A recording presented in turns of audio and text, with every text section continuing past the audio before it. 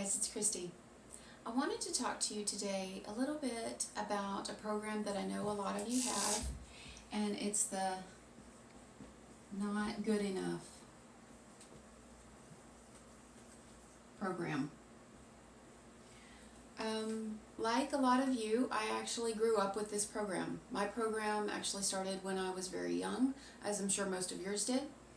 I had a lot of beliefs, a lot of memories, and a whole structure, a whole belief system set up around why I'm not good enough. And I used that program to keep me safe. It kept me playing small. It kept me from doing the things that I wanted to do. It kept me from going and really putting myself out there.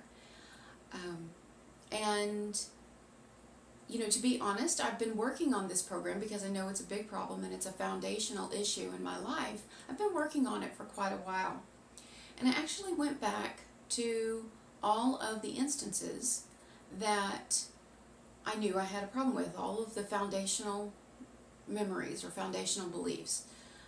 There was one in particular that was, really, it was the foundation for the whole belief system. And I worked on that one quite a bit. I worked on it multiple times. And, using the process that, Fastery of Tea teaches, I went in and I tapped on what I saw and what I felt and what I heard and the colors, and I changed things, and I traded places, and I traded expressions, and, I made it up and changed the memory so that it's no longer the same. In fact, it's a positive memory now. It doesn't, where it originally ended in my head, in the beginning, is not where it ends now.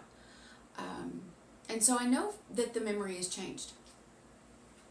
The one thing, though, that actually I hadn't touched on, that I hadn't resolved, was the story. And let me explain what I mean.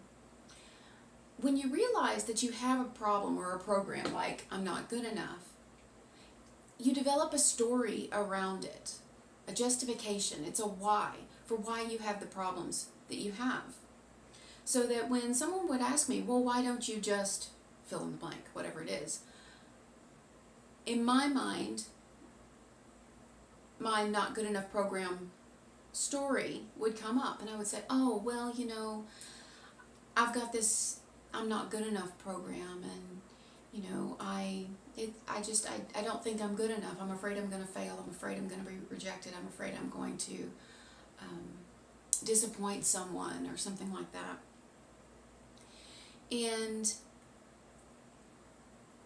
so what ended up happening was, over the years of me telling the story, right, and I didn't tell it to everybody I walked up to, but, in therapy sessions or with other practitioners or other coaches, it was the story, right? My story is I'm not good enough.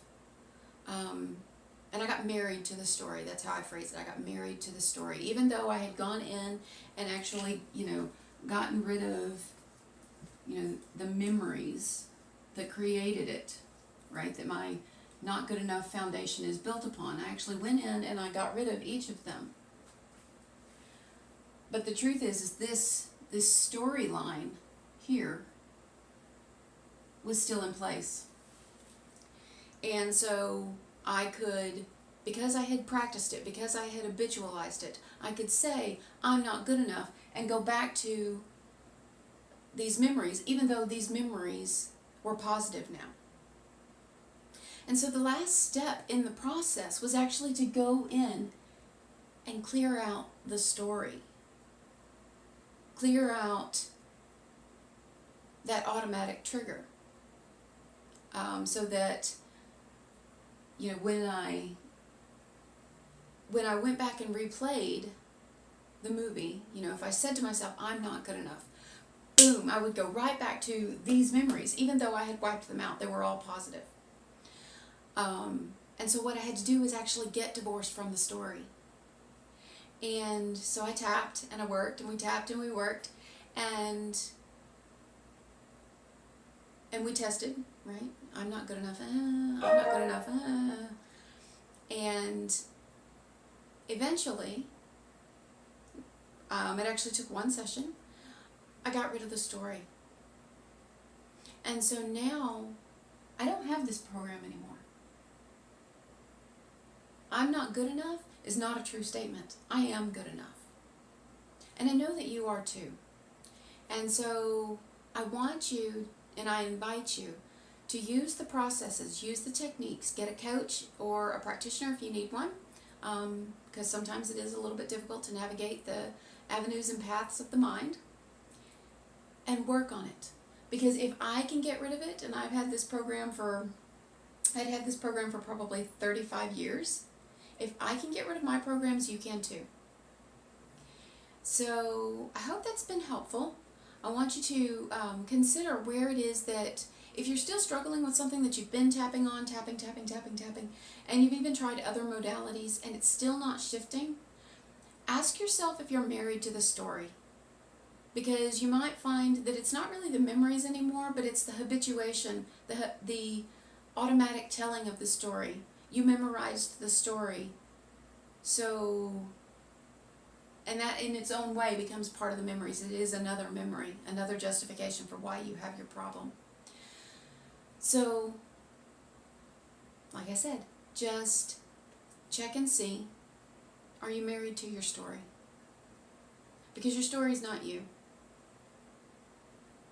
I hope this idea of getting married to your story, and how I actually was able to change this concept, this program, this belief about myself, was helpful for you. If you have any questions or want to talk with me about it further, I suggest that you contact me. You can find me on my website. I can't wait to talk to you soon.